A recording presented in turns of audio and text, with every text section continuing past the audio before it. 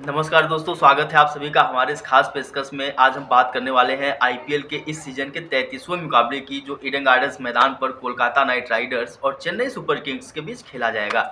दोनों टीमें इस मुकाबले को लेकर काफ़ी संजीदा हैं और चूंकि सीएसके की स्थिति अच्छी है तो सीएसके अभी लगातार 2 मुकाबले जीती है पिछला, तो वो भी अपनी लगातार जीत का सिलसिला बरकरार रखना चाहेगी। जबकि केकेआर की मैं बात करूं, दिल्ली कैपिटल्स से रोमांचक मुकाबले में, रोमांचक यानी कि फंसे हुए मुकाबले में एक तरीके से कोलकाता हार गई थी, लेकिन दिल्ली कैपिटल्स को जिस तरीके से अपनी गेंदबाजी के जाल में फंसाया था, निश्चित तौर पर वहां से केकेआर का हारना थोड़ा सा टक्कर वाला मुकाबला था। तो वहां से अब देखना होगा कि क्या केकेआर अपने घर में सीएसके को हराकर एक बार फिर जीत की ट्रैक पर वापस आ पाती है या नहीं। इसी पर बातचीत करेंगे आज हम लोग आप लोगों से, और देखना यह होगा कि दोनों टीमों के बीच किस तरीके से ये भिड़ंत होने वाली है। और दूसरी बात ये कि अब तक के मुकाबले में सीएसके पॉइंट्स टेबल में नंबर 3 पर है, तो वहीं केकेआर 8वें पायदान पर बनी हुई है। तो देखना होगा केकेआर पॉइंट्स टेबल में ऊपर जाती है या सीएसके ऊपर जाने में सफल होती है। गोपाल, क्या लगता है आपको इस मुकाबले में? जी, कह सकते हैं कि ईडन गार्डन में मुकाबला है तो जो दिल्ली के ही घर में एक तरीके से इस तरीके की चुनौतीपूर्ण, हाँ, हार जरूर गए थे सत्यम जी, लेकिन मुकाबला देखा होगा आपने,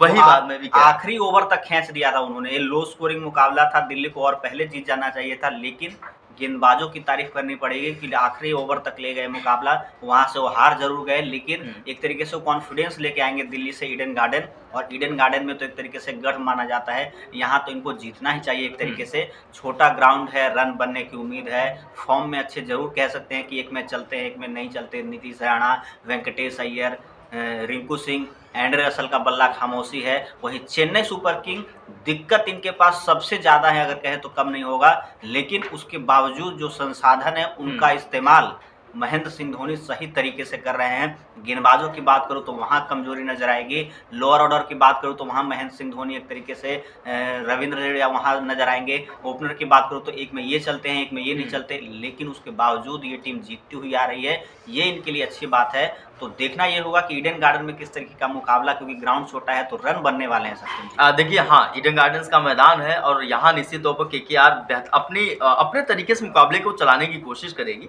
लेकिन चूंकि सामने सीएसके है, एमएस धोनी जैसा कैप्टन कूल, विकेट के पीछे से मैच पलटने वाला कप्तान लगातार इस बात को सिद्ध करते हुए चले आ रहे हैं। तो जिस तरीके से उनकी टीम केकेआर के घर में भिड़ेगी, तो निश्चित तौर पर केकेआर के मंसूबों पर पानी फेरती हुई नजर आएगी सीएसके। लेकिन देखना यह होगा कि सीएसके और केकेआर में किस तरीके से मुकाबला होता है। एक बार मैं चाहूंगा कि आप केकेआर की प्लेइंग 11 बता दें, उसके बाद हम लोग अपनी बातचीत को आगे बढ़ाते हैं। जी, कह सकते हैं केकेआर की अगर प्लेइंग 11 की बात करूं तो पिछले मैच में 2 ओवरसीज ओपनर खेलते हुए नजर आए थे। क्या वो खेलते हुए नजर आएंगे, क्योंकि यहाँ तेज गेंदबाजों को मदद मिलती है, तो क्या एक तरीके से लॉकी फर्गूसन आएंगे। सबसे पहले प्लेइंग 11 की बता दो, उसके बाद चर्चा करेंगे।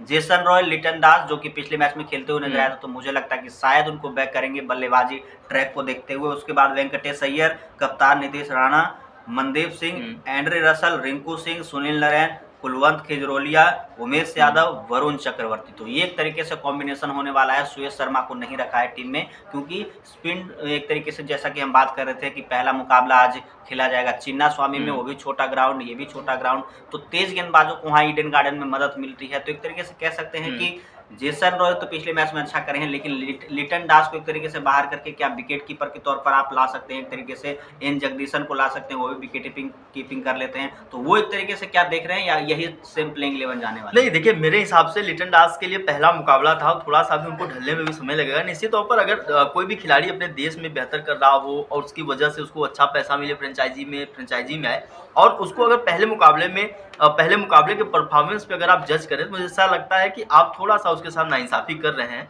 अगर लिटन दास को देखना है तो 1-2 मौके उनको और देने पड़ेंगे। जैसे जेसन रॉय, वो अनुभवी खिलाड़ी हैं, लिटन दास से बेहतर खेलने में माहिर है, और निश्चित तौर पर टी20 के माहिर खिलाड़ी लिटन दास भी हैं। लेकिन वो पिछले मुकाबले में उस उम्मीद पे खड़े नहीं उतर पाए जिस उम्मीद के साथ केकेआर ने उनको प्लेइंग 11 में शामिल किया, सलामी बल्लेबाजी कराई।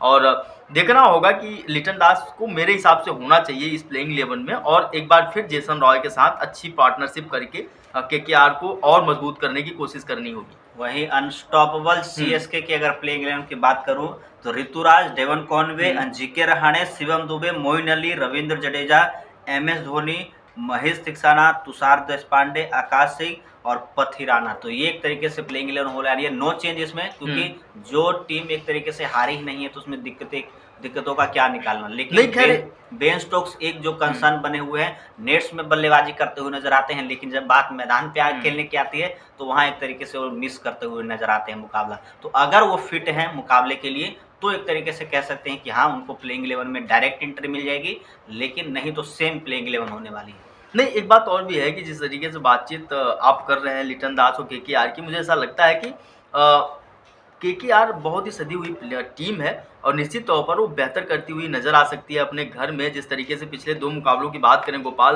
अगर आप देखें लो स्कोरिंग मुकाबले थे और दोनों मुकाबलों में केकेआर की गेंदबाजी बहुत शानदार रही। निश्चित तौर पर बल्लेबाजी में थोड़ी सी चूक हुई थी और वहाँ चूक इसलिए भी हुई कि बेहतर नहीं मिल पाया शुरुआत। तो जेसन रॉय ने रन बनाए, लेकिन रन बॉल एक तरीके से उन्होंने खेला है तो ज़्यादा टीम आगे नहीं जा पाई। अच्छा, जेसन रॉय की मजबूरी ये थी कि एक छोर को संभाल के रखना था, क्योंकि दिल्ली के गेंदबाज जो है केकेआर के बल्लेबाजों पर हावी थे। पिछले मुकाबले की मैं बात कर रहा हूँ, तो वहाँ से अब यहाँ सिचुएशन दूसरा है, वहाँ माहौल दूसरा था, यहाँ माहौल दूसरा है। चूंकि वो दिल्ली का मैदान था, ये उसके होम ग्राउंड का मामला है, यहाँ सभी खिलाड़ी जमकर प्रैक्टिस किए हैं, तो इन सब का फायदा उठाते हुए नजर आएंगे। देखना होगा कि सीएसके लगातार जीत दर्ज करने में सफल होती है या फिर केकेआर एक बार फिर वापसी करती है।